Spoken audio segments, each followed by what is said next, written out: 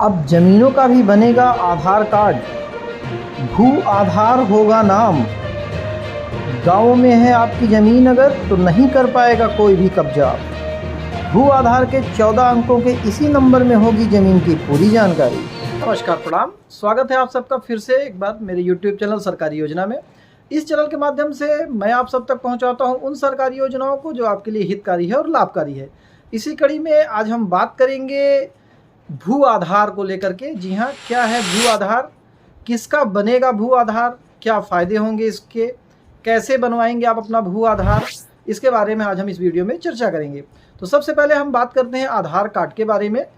आज हमारे और आपके जीवन का बहुत ही महत्वपूर्ण अंग बन चुका है आधार कार्ड। आधार कार्ड से ही हम अपने दैनिक जीवन की जो भी ज़रूरतों की सर्विसें हैं उसको हम प्राप्त कर सकते हैं, जैसे बैंक में खाता खुलवाना, आय निवास जाति बनवाना, राशन कार्ड बनवाना, स्कॉलरशिप लेना, कोई भी जो हो उसमें सबसे पहले हमसे आधार कार्ड मांगा जाता है। पैन कार्ड भरना हो, इनकम टैक्स भरना हो, मतलब एक तरह से आधार हमारा विशिष्ट पहचान हो गया है। उसी तरह से अब भारत सरकार ने अभी अपने नए बजट में जो है भू आधार को लेकर चर्चा की है। जी हाँ, भू आधार ज़मीनों का बनेगा। जी हाँ, आपके पास जो ज़मीनें हैं, जो ज़मीन है, प्रॉपर्टी है, उसको अब आपके जैसे आधार कार्ड बनते हैं वैसे ही ज़मीनों का भू आधार बना करके उसके साथ उसको लिंक कर दिया जाएगा। तो किसका बनेगा भू आधार, ये तो बता ही दिया मैंने कि ज़मीनों का बनेगा भू आधार। ज़रूरत क्या है भू आधार बनाने की, तो जैसे कि आप हम सभी लोग जानते हैं कि आज की डेट में ज़मीन को लेकर के बहुत ही ज़्यादा विवाद हैं। भाई भाई का आपस में झगड़ा है।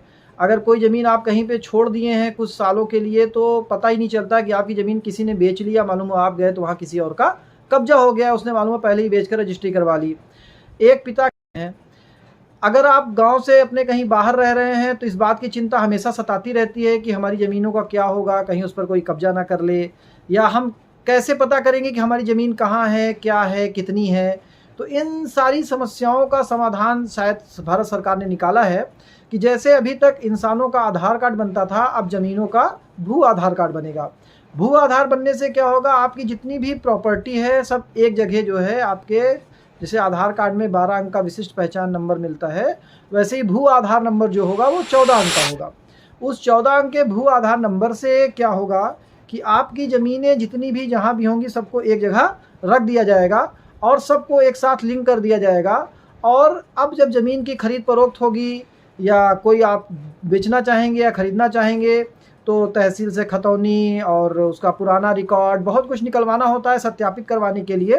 तो इन सब की शायद ज़रूरत ना पड़ेगी और भू आधार से ही सारा काम हो जाएगा। जैसे कि आप अपनी कोई सेवाएं लेने के लिए सिर्फ आधार कार्ड दे देते हैं तो आपका खाता खुल जाता है, पैन कार्ड बन जाता है, आय निवास जाति बन जाता है, इनकम टैक्स भर जाता है आधार कार्ड से। वैसे ही ज़मीनों का जब आधार कार्ड बन जाएगा तो ज़मीन के बारे में सारी जानकारी उस विशिष्ट नंबर में रहेगी और अलग अलग आपको अलग अलग पेपर्स या सब देने की आवश्यकता नहीं पड़ेगी। इस भू आधार के होने से क्या होगा, सिर्फ एक क्लिक पर किसानों की ज़मीनों की पूरी जानकारी मिल जाएगी, पूरी सटीक जानकारी, उनका इतिहास, उनका भविष्य, वर्तमान, कहाँ पे कितनी ज़मीनें हैं, सब एक क्लिक पर उपलब्ध हो जाएगा। अब आइए जानते हैं कि भू आधार आखिर काम कैसे करेगा, कैसे भू आधार काम करेगा और कैसे हम पता करेंगे। तो भू आधार को काम करवाने के लिए सबसे पहले ज़मीनों का जीपीएस तकनीक का उपयोग करके जियो टैग किया जाएगा।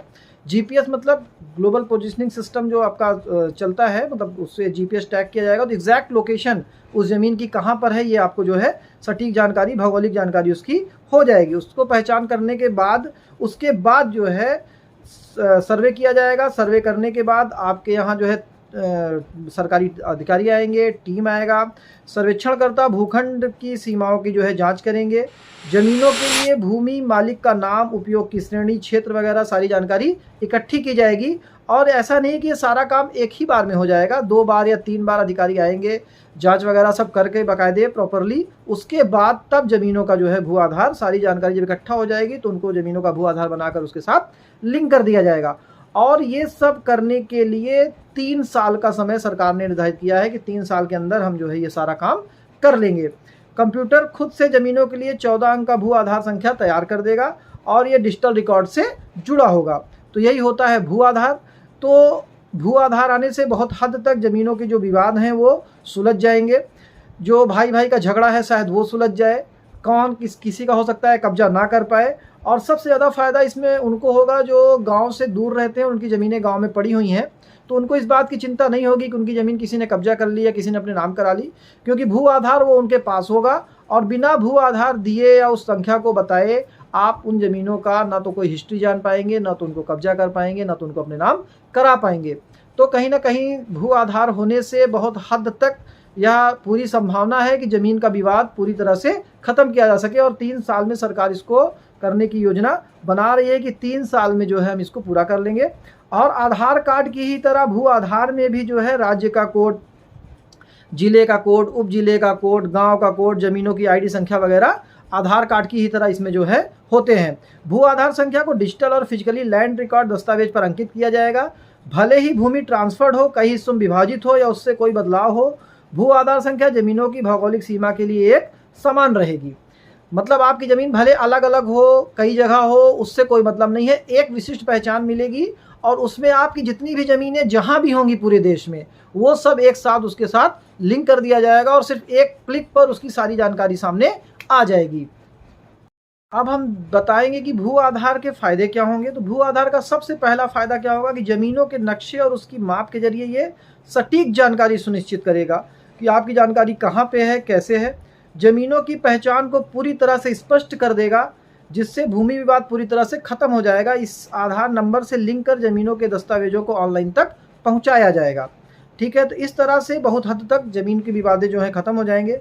ज़मीन से जुड़ी पूरी हिस्ट्री और ज़मीनों के मालिक की पूरी जानकारी को इसके नीचे ट्रैक किया जाएगा। नीति निर्माण के लिए सरकार को सटीक भूमि का डाटा मिलता है और सरकारों को यह देखने में या पहचानने में दिक्कत नहीं होगी कि उनकी सरकारी ज़मीनें कहाँ पर हैं, क्योंकि आपकी ज़मीन अलग हो गई तो सरकार की जो ज़मीनें हैं, जिसको भी आज बहुत से लोगों ने कब्जा कर रखा है, वो भी पहचान में हो जाएगा कि भाई ये आपका नहीं है, आपके नाम पे नहीं है, तो उसका आधार कार्ड या भू आधार बनना नहीं है, तो वो ज़मीनें भी पहचान में आ सकेंगी। जिससे सरकार उस सरकारी ज़मीनों का उपयोग करके वहाँ पे स्कूल हो गया या कोई भी अच्छे काम के लिए अस्पताल हो गया, जो गरीबों के लिए या हमारे आपके लिए सरकारें बनाती हैं, वो आसानी से बनाया जा सकेगा। और सबसे ज़्यादा फ़ायदा इसमें किसानों को और हमको आपको होगा कि हमारी सारी प्रॉपर्टी को हमको अलग अलग कागज़ नहीं रखना होगा, वो नहीं करना होगा, सारी जानकारी सब कुछ इकट्ठा करके एक जगह पर रख दिया जाएगा। तो कमेंट करके आप ज़रूर बताएं कि भू आधार से क्या आपको लगता है कि कुछ फ़ायदा होगा, क्या सरकार की यह नीति काम करेगी, क्या सरकार ये ठीक कर रही है कि नहीं ठीक कर रही है, कमेंट करके ज़रूर बताएं। और अगर जानकारी अच्छी लगी हो तो वीडियो को शेयर करें, लाइक करें और दोस्तों के साथ साझा जरूर करें और चैनल को सब्सक्राइब करें। जय हिंद, जय भारत।